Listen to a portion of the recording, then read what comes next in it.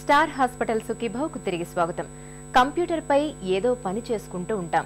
ఉన్నట్టుండి మణికట్టు భాగంలో తీవ్రమైన నొప్పి మొదలవుతూ ఉంటుంది. బాధను భరించలేక చేస్తున్న పనిని మధ్యలోనే మానేయాల్సి వస్తుంది. రాత్రిపూట తల కింద చెయ్యి పెట్టి పడుకుని నిద్రపోతూ ఉంటాం. అర్ధరాత్రి అయ్యేసరికి మణికట్టు దగ్గర తిమ్మిరెక్కిపోతూ ఉంటుంది. చేతిని కదల్చలేకపోతాం. ఈ రెండు సందర్భాలు కూడా కార్పెల్ టన్నెల్ సిండ్రోమ్ అనే జబ్బును సూచిస్తాయి. మణికట్టు ప్రాంతంలో తీవ్రమైన నొప్పితో బాధించే ఈ కార్పెల్ టన్నెల్ సిండ్రోమ్ గురించిన పూర్తి వివరాల్ని ఇప్పుడు డాక్టర్ని అడిగి తెలుసుకుందాం.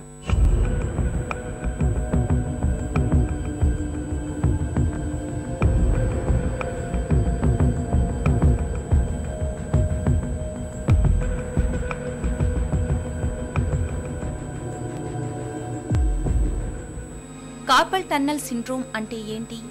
కార్పల్ టనల్ అంటే మన అరిచేతి మరి వ్రిస్ట్ జాయింట్ దగ్గర మనకి 8 ఎముకలు ఉంటాయి. ఆ ఎముకల మీద ఒక లిగమెంట్ ఉంటుంది. దాన్ని కార్పల్ లిగమెంట్ అంటాం. ఈ కార్పల్ లిగమెంట్ మరియు ఈ వెముకల మధ్య ఒక స్పేస్ ఉంటుంది. ఒక టనల్ లాగా ఒక స్పేస్ ఉంటుంది. ఈ స్పేస్ని మనం కార్పల్ టనల్ అంటాం. ఈ స్పేస్ ద్వారా మనకి 9 టెండాన్స్ మరియు ఒక నరం అంటే మీడియన్ నర్వ్ అనేది మన ఫోరార్మ్ చేతి నుంచి అరిచేతి వరకు అవి ఆ కార్పల్ టన్నల్ ద్వారా వెళ్తాయి.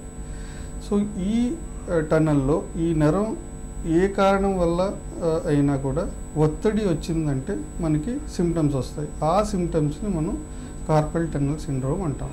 కార్పల్ టన్నెల్ సిండ్రోమ్కు కారణాలేంటి? కార్పల్ టన్నెల్ సిండ్రోమ్ అనేది మనం ఫీమేల్స్లో ఎక్కువగా చూస్తుంటాం. చాలా లావుగా అంటే ఒబీస్గా ఉండే వాళ్ళలో చూస్తుంటాం.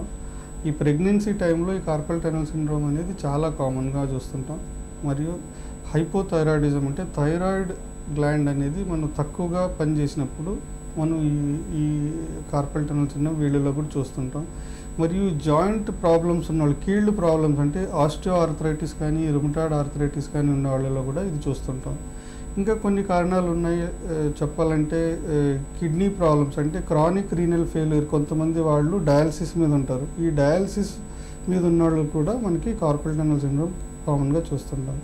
రేర్గా అంటే కొన్ని జెనెటిక్ ప్రాబ్లమ్స్ వల్ల కూడా ఈ కార్పల్ టన్నెల్ సిండ్రోమ్ వస్తూ ఉంటుంది. ఇప్పుడు కాలంలో కామన్గా మనం కంప్యూటర్ మీద పనిచేసేవాళ్ళు, టైప్ రైటర్ మీద పనిచేసే వాళ్ళు ఈ కార్పల్ టన్నెల్ సిండ్రోమ్ అనేది చాలా కామన్గా చూస్తుంటాం. ఇది ఏం వల్ల అంటే ఈ మన వ్రిస్ట్ జాయింట్ మూమెంట్స్ అండ్ వేళ్ళు మన ఎక్కువ మూమెంట్స్ ఆ కార్పల్ టన్నెల్ దగ్గర ఎక్కువ మూమెంట్స్ వల్ల ఈ నరం మీద ఒత్తిడి పడి నరం డ్యామేజ్ అయ్యే ఛాన్స్ ఎక్కువగా ఉంటుంది. దానివల్ల ఈ కార్పల్ టన్నెల్ సిండ్రోమ్ చూస్తాం. ఏ వర్కర్ అయినా కూడా ఎక్కువగా మాన్యువల్ వర్క్ చేస్తూ ఈ వ్రిస్ట్ జాయింట్ ఎక్కువగా యూజ్ చేసే వాళ్ళకి ఈ కార్పల్ టన్నెల్ సిండ్రోమ్ అనేది ఎక్కువగా వస్తుంటుంది. కార్పల్ టన్నెల్ సిండ్రోమ్తో తీవ్రస్థాయి సమస్యలు ఏమైనా ఉంటాయా? ఎస్పెషల్లీ మనకి ఈ బొటనవేలు కింద ఉండే కండరాలు చిన్నబడిపోవడం, చేతిలో వీక్నెస్ రావడం, గ్రిప్లో వీక్నెస్ ఉండడం, సో రాయడానికి తినడానికి ఏ పని చేయాలన్నా పేషెంట్కి చాలా ఇబ్బందులు వచ్చి చాలామంది ఈ పెయిన్ మరియు ఈ వీక్నెస్ వల్ల డిప్రెషన్ కానీ ఈ సైకోసోషల్ ప్రాబ్లమ్స్ చాలా ఎక్కువైపోతాయి. కార్పల్ టన్నెల్ సిండ్రోమ్ను ఎలా నిర్ధారిస్తారు? కొన్ని టెస్టులు చేస్తాం పేషెంట్ మీద. అంటే క్లినిక్లోనే ఇప్పుడు పేషెంట్ వచ్చి కూర్చున్నప్పుడే మనం ఈ చేతిని ఒక ఫ్యాలెన్స్ టెస్ట్ అంటారు. అంటే ఈ చేతిని వచ్చేసి మనం ఫ్లెక్షన్ అంటే ఈ ఇటువైపు చేతిని వంచి ఒక 60 సెకండ్ల వరకు మనం అదే పొజిషన్లో పెడతాం. సో ఆయనకి ఆ సిమ్టమ్స్ ఏమైనా అగ్రవేట్ అయ్యాయంటే అంటే ఎక్కువ అయ్యాయంటే మనం ఈ కార్పల్ టన్నెల్ సిండ్రోమ్ ఈయనకు ఉండొచ్చు అని మనం నిర్ధారిస్తాం. దీంతోపాటు